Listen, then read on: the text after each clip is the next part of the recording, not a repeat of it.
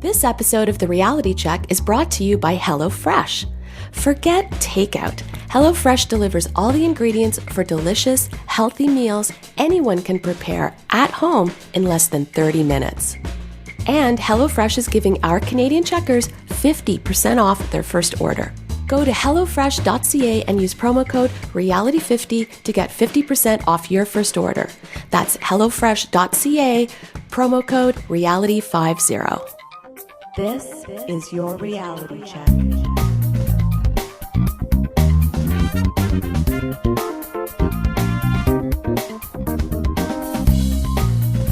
Hi everyone, and welcome to The Reality Check, the weekly Canadian show that explores a wide range of controversies and curiosities using science and critical thinking. This is the show for January 10th, 2017, and I'm your host, Darren McKee. With me, as usual, are Adam Gardner. What's up, Cube Droids? Cristina Roach. Hello. And producer Pat. Hi everyone. We have a great show for you on this cold, wintry night. I'm going to talk to you about winter insects. And then Cristina is going to explore Miracle Cream and the art of free trial scams. And Adam is going to investigate whether inadequate women's healthcare destroyed Star Wars Old Republic. But first, producer Pat would like to follow up on an issue from the parody show. On the recent parody show, I played some stings or little pieces of music that we use between segments. I mentioned that the three that I played on the show use drum samples from famous songs, and I challenged listeners to identify the original songs. So checkers John Tanner and Mike Lush were the first to identify that Sting 1 samples the drums from Led Zeppelin's When the Levee Breaks, and Sting 2 samples the drums from Give It Away by the Red Hot Chili Peppers. So well done, both of you. I knew Mike Lush would chime in with something. No one got Sting 3, however, and it was definitely the toughest and by far the drum nerdiest one. The drummer is Jeff Porcaro, and this legendary drum line is well known to drummers as the Rosanna Shuffle, named after the 1983 Grammy Award-winning song Rosanna by Toto. So there you have it. Fun. Thanks for playing along. Yeah. For those of you experiencing the drop in temperatures and snowy days that are common in winter, it might seem like an annoying time because you have to wear so many layers, it's harder to both walk and drive, and there's less sunlight to enjoy. Yep. But at least there aren't bugs, right? Summer's great, but all those insects can be annoying, so winter has that going for it. Or does it? It turns out that winter still has billions or even trillions of insects. Huh. Sometimes you might notice many tiny black dots on the snow. Apparently, those are often bugs. Huh. Tom Spears in the Ottawa Citizen was the inspiration and partial source for my segment, and we link his article at our website at trcpodcast.com. It's a great website. And he says that in addition to several types of spiders, quote, Ontario has a couple of species, each of snow scorpions, named solely for their shape, they're not actually scorpions, sorry Adam, Jeez. and snow flies, and one main type of snow flea, also called a springtail. Add a handful of fungus gnat insects, and that's about the full set of snow insects. Do any of them bite? I'm sure they do, but not usually. And you probably have gloves on. They may not be many in variety, but you can still have billions of them around. Spears quotes biologist Michael Runz, who teaches at Carleton University, saying that many bugs, quote, come up on the snow, often to reproduce. In the case of snow fleas, though, they're coming up to feed on algae on the snow, or spores of mosses, perhaps. The snow scorpions mate on top of the snow. While snow fleas are especially abundant in late winter, March is a big month for them. Sometimes you can go out and see the snow literally black with billions and trillions of these creatures. The population size is unbelievable. Spears further quotes Runz on the characteristics of snow fleas, also known as springtails, as they have an appendage on the underside that allows them to spring up in the air and move many times their body length very quickly. Runz also said that snow scorpions can jump too, almost like pole vaulters. Oh. If they haven't migrated, insects actually migrate, by the way, but unlike birds, they don't usually make the trip back. The next generation does, but it's still thought of as a type of migration. If they haven't migrated, insects deal with winter in two main ways. One is freeze avoidance, the other one is freeze tolerance. Freeze-tolerant insects can tolerate the formation of internal ice, and freeze-avoidant insects avoid freezing by keeping their bodily fluids liquid. Huh. The general strategy adopted by insects also differs between the northern hemisphere and the southern hemisphere. In temperate regions of the northern hemisphere, where cold temperatures are expected seasonally and are usually for a long period of time, main strategy is freeze avoidance. While in temperate regions of the southern hemisphere, where seasonal cold temperatures are not as extreme or long-lasting, the main strategy is freeze tolerance. And that was from Wikipedia. I just thought that was really interesting because I usually don't think of there being any bugs in the winter. Oh, yeah. And of course, there's a lot more detail about how an insect actually manages to literally freeze and still be alive, or manipulate its body in a way such that its internal liquids don't freeze. So do the ones that are that do actually freeze on the inside, do they go into some sort of suspended animation, or do they just continue to age and live? I think there is some suspended animation. Other ones are in a somewhat of a hibernation. Yeah. But that's actually a good question about, do they live and how does that affect their lifespan? Maybe for a future segment. Yeah. Hey, Darren, did you see any pictures of the snow fleas when he describes the snow literally being black with billions and trillions of them? I saw a close-up picture of what looked like a flea or some sort of fly, but I did not see a photo of like a blackened-out snowfield. Because when he said trillions, I was like, really? But there are a lot of bugs, so I'll trust the biologist over me guessing that he's wrong. So to wrap things up, those insects Runts was talking about are able to stay alive under the snow all winter because of a layer of insulating snow. It's actually warmer underneath because the snow acts as a cover for the groundwater's warmth air to be trapped, and by something like antifreeze proteins inside them. Awesome. There are insects in the winter. Who knew?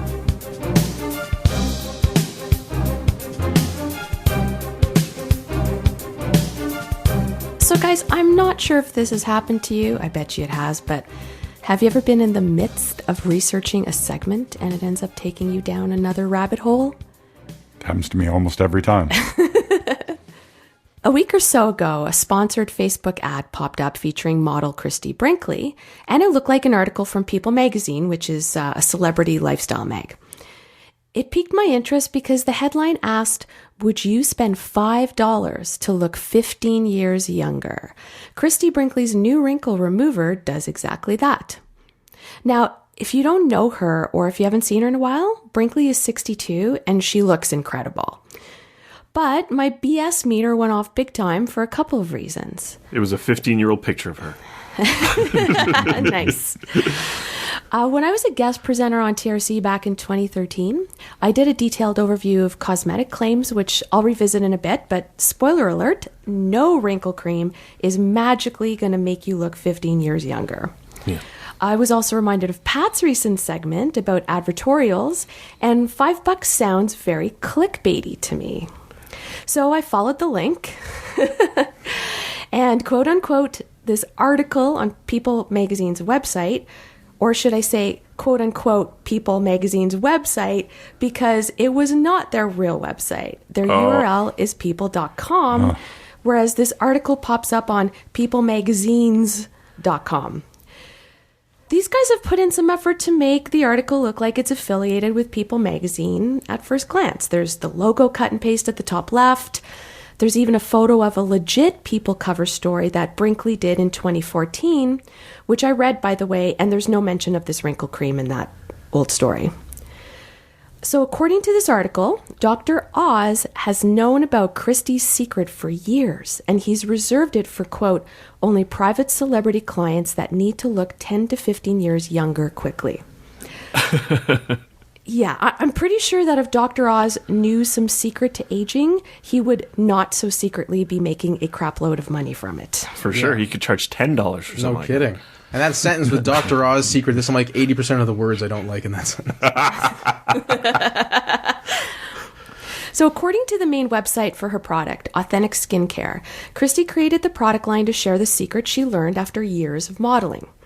Brinkley is quoted, I brought together leading experts and scientists from around the world to help me develop an anti-aging skincare line that really delivered on the promise that 60 is the new 40. So I still need to take you guys down the other rabbit hole I mentioned and don't want to belabor the point, but in a nutshell, this company makes a lot of bold claims about its skincare products without providing any scientific evidence. Yeah. It's difficult to find info about the manufacturer, and the majority of the skincare's active ingredients are proprietary formulations. So the results aren't publicly available, and therefore there's no real clinical evidence from third parties to vouch for what the product is advertising. Shocking. Here's a couple of descriptions of the product ingredients so you get an idea. Christie's proprietary biocopper complex of rare and advanced plant extracts, amino acids, and copper helps revitalize and address aging skin. Recapture 360 night treatment works with your body's natural internal bioclock or circadian rhythm to help the skin's natural nighttime repair process.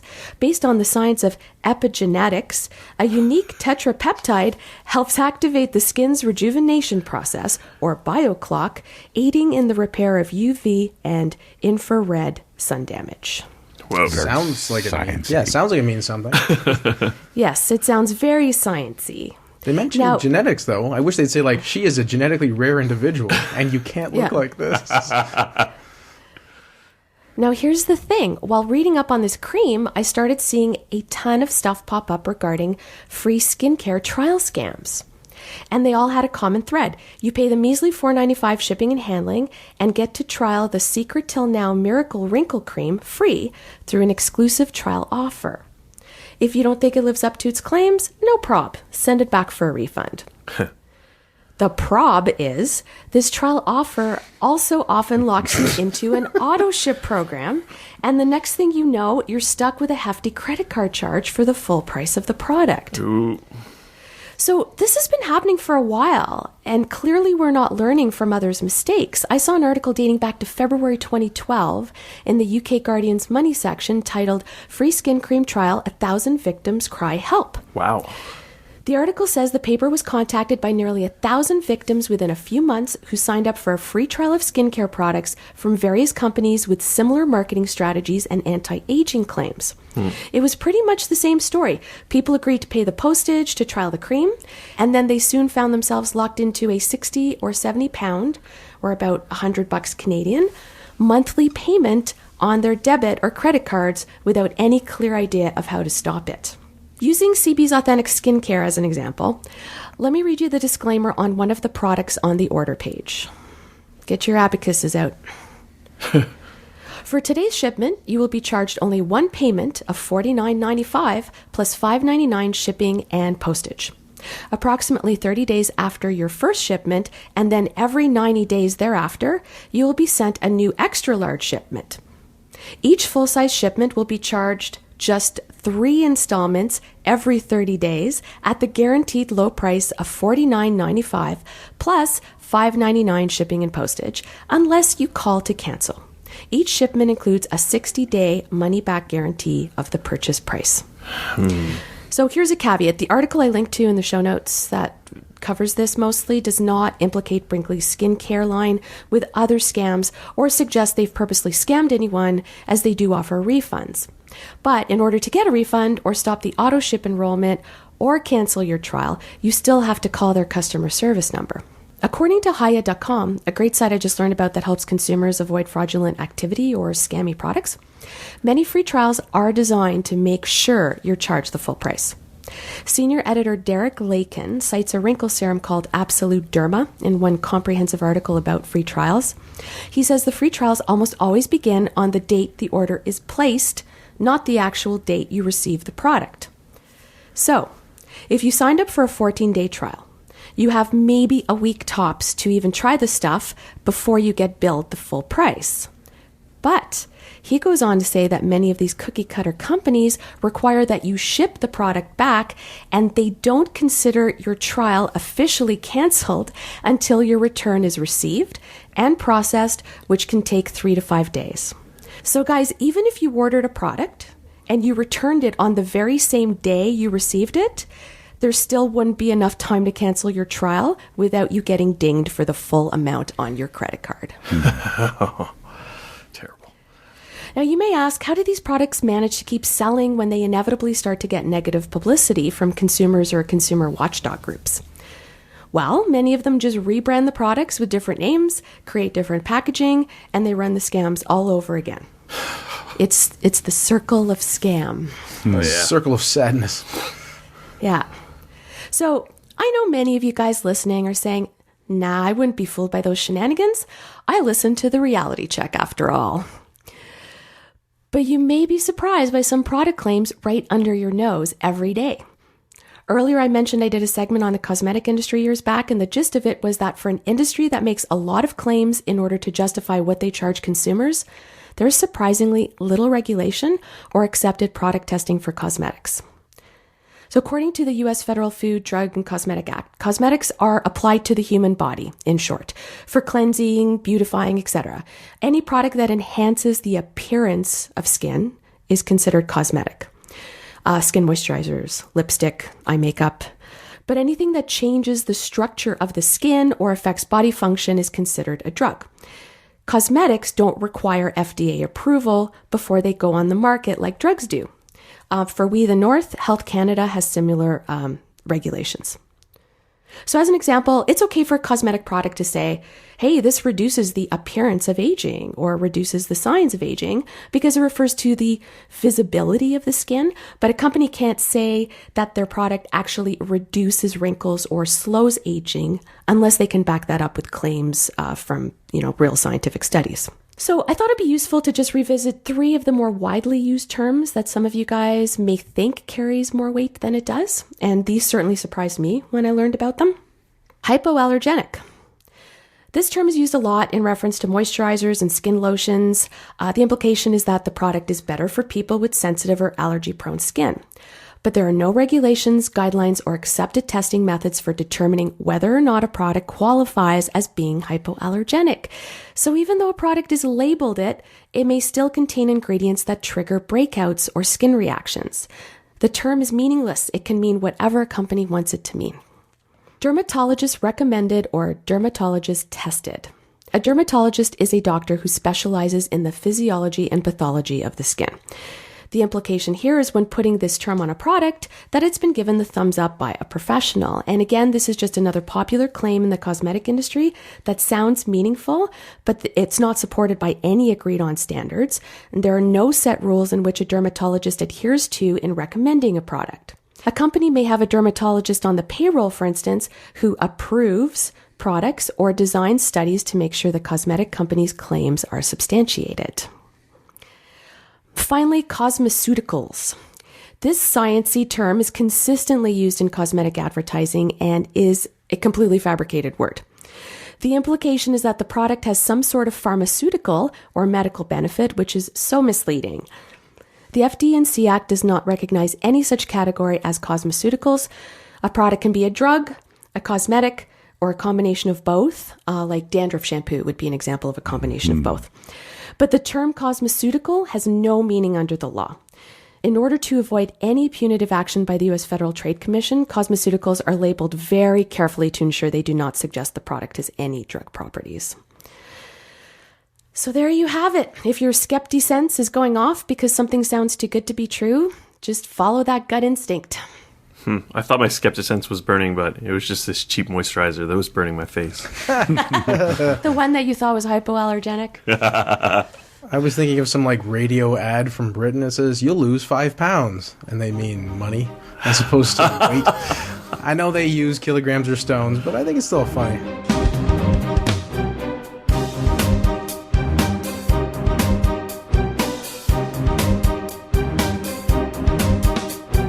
Healthcare, the Republic, the collapse. Adam, what's the truth?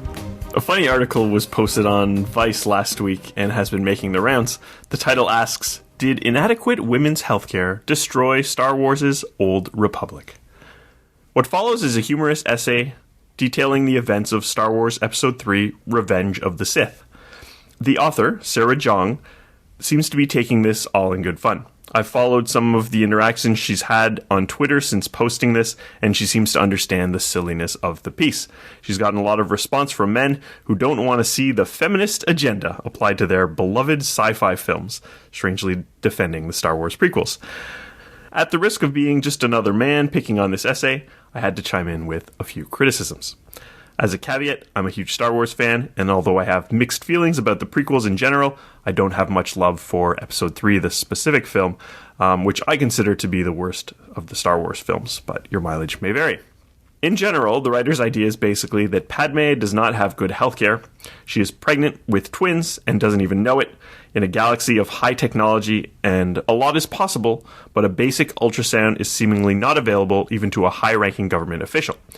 Anakin Skywalker's fear of Padme dying in childbirth is a persistent motivation for his fall to the dark side, which ultimately leads him to side with Emperor Palpatine to save her from dying. which causes him to turn on the Jedi and the Republic in the process.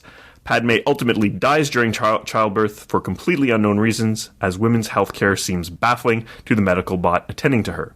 Meanwhile, Anakin has a number of limbs removed and is scorched by a volcano and survives for decades. and I quote from the piece, "I guess what I'm saying is, maybe if the Galactic Senate hadn't defunded Planned Parenthood, the Republic wouldn't have succumbed to an evil, fascist dictatorship."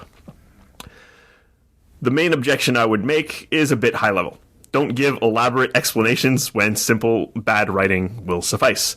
The Star Wars prequels are quite prone to this, as they create a lot of plot holes that fans try to give bad rationalizations for this, when George Lucas didn't intend to have Darth Vader build C-3PO as a child back in 1977 makes more sense than other elaborate reasons for which he and Obi-Wan didn't recognize the droids throughout the original trilogy. As for Padme simply seeking medicine to bypass the prediction of doom, that isn't usually how predictions work in movies. If magic tells you something will be bad, you usually need magic to avoid it. Anakin sees that Padme will die in childbirth, and he doesn't think a checkup is the solution. Instead, he wants to use the Force and whatever he can do, and why not? They have magic, they're Jedi. Similarly, the Emperor predicts a lot throughout the films, but he doesn't predict his ultimate demise at the hands of Force users. So maybe this is me sort of making rationalizations, but that's often how things in movies will work. But it's predicting the future in time travel. It doesn't really make sense. Inconsistent technology in the Star Wars world compared to the 21st century Earth is par for the course. Yes, they have cybernetics and a bat that heals people, hyperspace vehicles and laser swords, but they actually lack a lot of things that we consider perfectly normal. Their holograms look really crappy. Their computer and TV monitors vary wildly in quality. Some of them are okay, some of them are just terrible. Their droids all have these very metallic faces. None of them look like real dolls. None of them really look like people. And they have really terrible maps, so much so that using maps with missing things factors strongly into the plot of episodes 2 and 7. And they use actual swords to fight. It's kind of just fantasy with spaceships. So yeah, they might actually have really bad tech for the birthing process, or maybe not. It's just how things work in the Star Wars universe. Another issue is, could Padme have wanted to avoid seeing an OBGYN? Sure, it's a plot device. The article mentions, and I quote, "It's not like Anakin Skywalker is the secret father of my baby is written on her cervix." Maybe not, but Anakin has the highest midichlorian count of characters we know of, and from future films, it seems that Padme's children share this trait. We also don't know if DNA tests are standard for them. She may actually be avoiding going to a doctor for plot reasons. They don't get into it. They could have written a little throwaway line for it, but it could happen. Objection, hearsay. Sure. I'm just kidding. Ultimately, this is one of the many things that leads to the events of the film. After episode 2, we all, myself included, said that Jar Jar caused the Empire because he suggests granting emergency powers to the Chancellor. But along the line, so many things could have gone another way, and had things not end up the way they did. The fall of the Empire depended on a pod race, a roll of a die, a cook at a diner identifying an assassin's dart, Padme being impressed by a Japor snippet, and of course, slavery. But ultimately, the Emperor planned and controlled everything. It's lazy writing, but the trick is, you do a bunch of stuff, and then you say the Emperor planned it, and the more of a long shot it is, the more impressive it seems. He made a guy hire Jango Fett to try to kill Padme so that Anakin and her would get together. Meanwhile, this was the whole plan. He gets Obi-Wan to find a dart to track down a hidden planet not in the archives to find a clone army, which was needed to start a war. Because that was just his plan. How could he think of that? That's what makes it so amazing. It's complicated. As fan theories go, the idea that poor women's healthcare brought on the Galactic Empire in Star Wars is humorous and somewhat compelling, but ultimately unnecessary when lazy writing fits the bill. The healthcare bill. Thank you, Adam, for your exploration of esoterica. Yeah. And thank you, listeners, for joining us once again. Tonight we covered the fact that there are insects in winter. Who'd have thought? Yeah. And that you must be very careful of free trials, because it sounds like they're not free at all, and they'll probably bill you. And finally, Star Wars is very complicated, and Adam knows it very well. Until next time, think better to act better. Peace out, meaty cuboids. Stay classy, not smart-assy. Good night, everyone. It's probably for the best that I had the short segment, because I could have talked for 12 minutes about that. I was actually probably best we put you at the end. Sorry. For show notes or to discuss this episode, visit our Facebook page and website at trcpodcast.com. For general inquiries or to send a topic or parody suggestion, email info@trcpodcast.com. Help support the show by leaving a review on iTunes and liking us on Facebook. Follow us on Twitter at TRC_podcast.